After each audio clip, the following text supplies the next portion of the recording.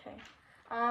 This is my interview with my neighbor and friend Jim about the Vietnam War and our book, The Things They Carried.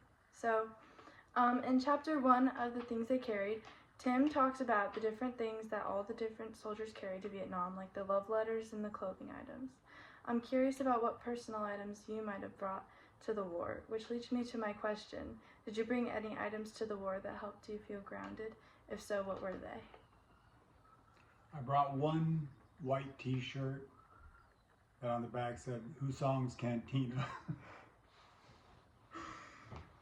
What does that mean? Like It's a bar in Oh, it's Ensenada that a lot of oh. people hang out in. It's pretty famous. That's cool. You know Husong's, right? Yeah, it's a pretty Yeah. famous bar down in Ensenada. That's the only thing I brought. T-shirt from Husong's. That's cool. Okay.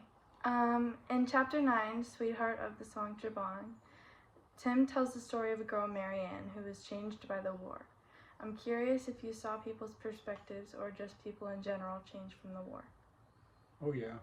Everybody gets affected one way or another. And some people are more sensitive, more emotional. Some people aren't. But bad things happen to people and it changes them. In chapter 4, on the Rainy River, O'Brien talks about his internal conflict about going to war, fleeing the country. I'm curious about your thoughts about going to the war and being picked from the draft, which leads me to my question. What were your feelings when you got drafted, and how did it feel entering Vietnam for the first time? Scared. Yeah, I would imagine.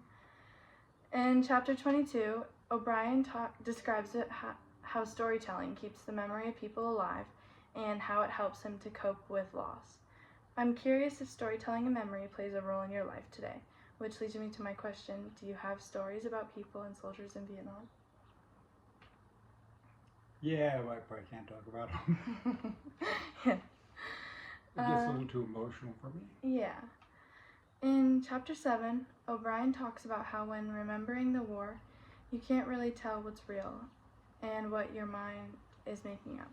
I'm curious if you ever experienced this, which leads me to my question.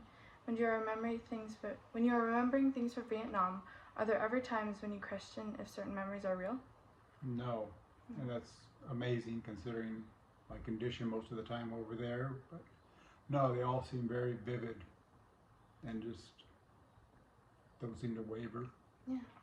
Okay. Thank you.